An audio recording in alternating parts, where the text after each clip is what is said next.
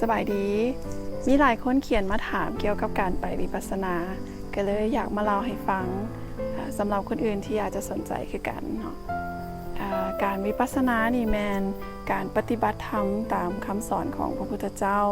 เป้าหมายสูงสุดมันเพื่อบรรลุนิพพานแต่ว่าถ้าว่าให้ใกล้ตัวเฮาหลายขึ้นก็แม่นเพื่อให้มีความทุกข์น้อยลงกังวลหน่อยลงย่านหน่อยลงอยากให้หน่อยลงมีความสุขหลายขึ้นนอนรับสบายขึ้นและการวิปัสสนานี่มันมีหลายรูปแบบเนาะเพราะว่าพระพุทธเจ้าเพิ่นสอนมาหลายแบบที่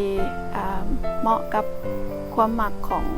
หลายคนแต่ว่าแบบเดียวที่น้อยฮู้จักและก็เคยไปปฏิบัติมานี่แม้แนวทางของอาจารย์คนพม่าและสอนโดยอาจารย์โกเอนกาที่เป็นคนอินเดียมันแม่นหลักสูตร10 วันเนาะที่สอนวิธีการเฮ็ดวิปัสสนากรรมฐานแล้วมันแม่นมันโมเมนต์วัดมันเป็นสูตรวิปัสสนาและสูตรวิปัสสนาตัวนี้เนาะของหลักสูตรของอาจารย์โกเอนกานี่มีอยู่ทั่วโลกใกล้สุดสำหรับคนลาวเฮาก็แม่นอยู่ไทยนี่เนาะสำหรับคนอยู่เวียงก็แม่นอยู่อุดรใกล้สุด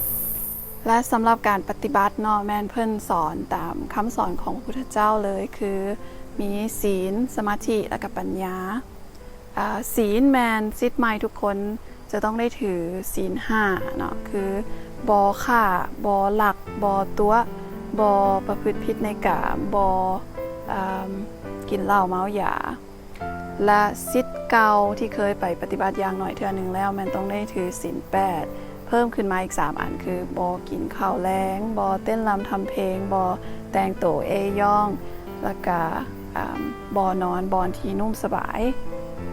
อันนั้นเป็นภาคศีลเนาะส่วนสมาธิแมน3 มื้อทำอิฐเพิ่นสิสอนวิธีนั่งสมาธิคือฝึกควบคุมจิตใจของเราเองและตั้งสมาธิให้มั่นคงเนาะและภาคส่วนที่3แมนการเจริญปัญญาคือใช้สมาธิที่เราฝึกมา3 วันหันมาสังเกตความรู้สึกในทางกายของเราแล้วก็ฝึกวางใจเป็นกลางปล่อยวางกับความรู้สึกทุกอย่างที่เราที่เขาพบในทางกายของเขาเนาะแล้วจะเฮ็ดให้เขาเริ่มค่อยๆเข้าใจจากประสบการณ์ของตัวเขาเองว่าทุกอย่างเกิดขึ้นตั้งอยู่แล้วก็ดับไปบ่มีหยังแน่นอนบ่มีหยังเที่ยงบ่มีหยังยั่งยืนที่อยู่ไปตลอดกาลที่เป็นแบบนั้นไปตลอดและจากประสบการณ์ส่วนตัวนี่ที่ไป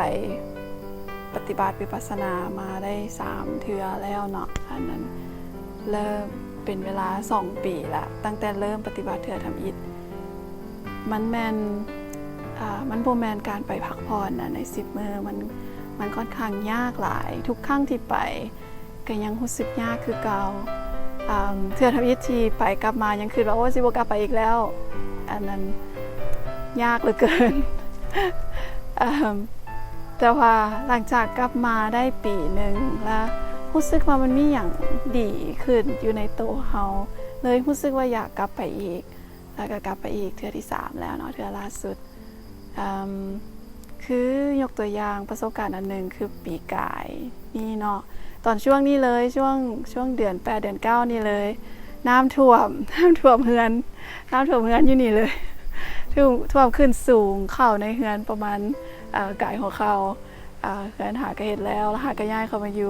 บ่ได้ฮอด5 เดือนน้ำท่วมแต่ว่าเขาบ่ได้รู้สึกฮ้อนหนนะบ่ได้รู้สึกว่ามัน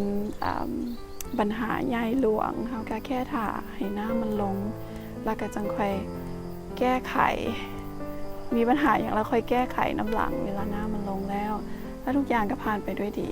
สภาพเฮือนกระเบิงคือบ่ได้เคยถูกน้ำท่วมมาเลยนะอันนั้นเป็นตัวอย่างอันนึงแต่ว่ามันมีความรู้สึกหลายอย่างที่เรารู้สึกว่าเขาใจเย็นขึ้นหลายปกติก็เป็นคนใจเย็นอยู่แล้วเนาะแต่ว่า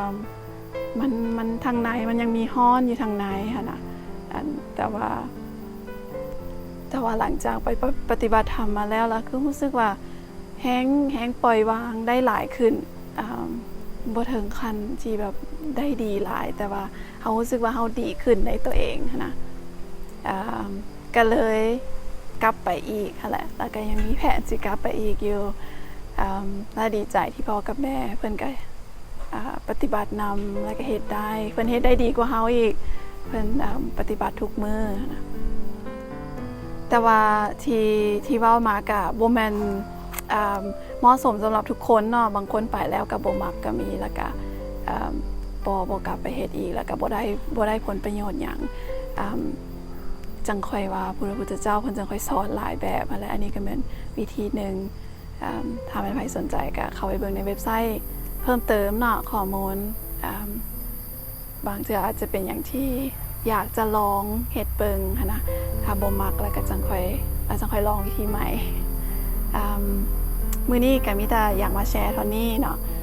หวังว่ามันจะเป็นสิ่งที่เฮาอาจจะเอาไปนำไปหมุนไส้ให้เกิดประโยชน์ในชีวิตของเฮาขออวยพรให้ทุกคนมีความสุข